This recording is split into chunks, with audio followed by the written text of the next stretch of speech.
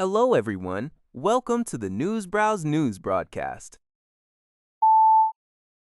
The NATO summit commenced on July 7th in Ankara, Turkey, with member nations signaling a shift toward higher defense spending in response to U.S. pressure. As reported by the Asahi Shimbun, President Trump has repeatedly urged allies to take on a larger share of the burden, emphasizing that the U.S. currently covers approximately 60% of NATO's total defense costs.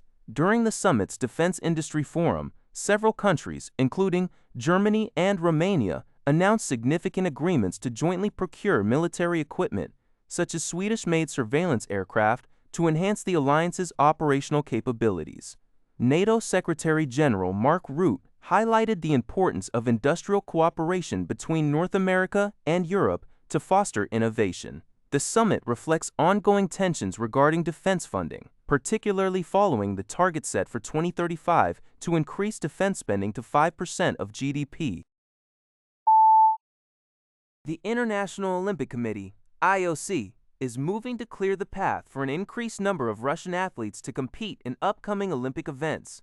According to a report by NPR, this decision to ease existing sanctions occurs against a backdrop of continuing conflict, as Moscow maintains its campaign of missile and drone strikes that have resulted in civilian casualties within Ukraine.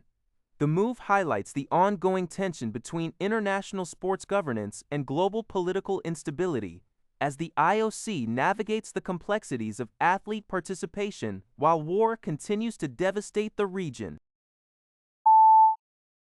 According to the Epoch Times, Indian Prime Minister Narendra Modi embarked on a state visit to Indonesia on July 7, where he was welcomed by Indonesian President Prabowo Subianto in Jakarta. The visit serves to strengthen bilateral relations and reciprocate President Prabowo's previous visit to India.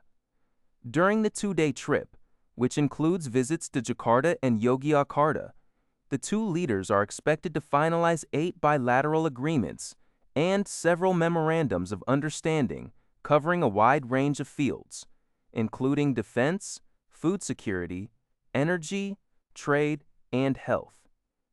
A key highlight of the talks is defense cooperation. The nations aim to discuss the procurement of BrahMos missiles, a joint Indian-Russian defense venture.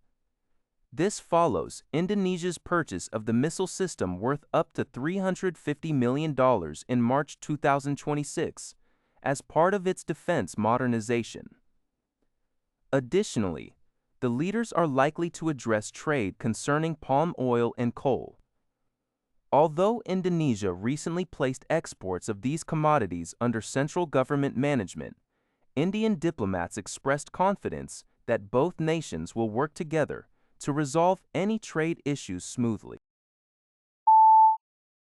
SpaceX has been swiftly added to the Nasdaq 100 index just weeks after its June 12 stock market debut. According to Al Jazeera, this rapid inclusion is one of the fastest in the index's history, enabled by recent regulatory changes for newly listed mega-cap companies.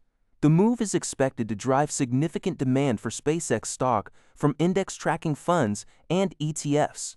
However, despite this positive development, shares of the rocket and satellite company fell 5.4% on Tuesday. Analysts attribute the decline to broader market concerns regarding high-momentum technology stocks and the long-term sustainability of the artificial intelligence boom. While brokerages remain largely bullish on the company's potential as a leader in space infrastructure and AI, some maintain neutral or sell ratings amid valuation concerns. Currently, SpaceX holds a 1.34% weight in the Nasdaq 100, and investors continue to monitor its long-term growth prospects, particularly the performance of its next-generation Starship rocket. That's all for this video. Thank you for watching. See you in the next video.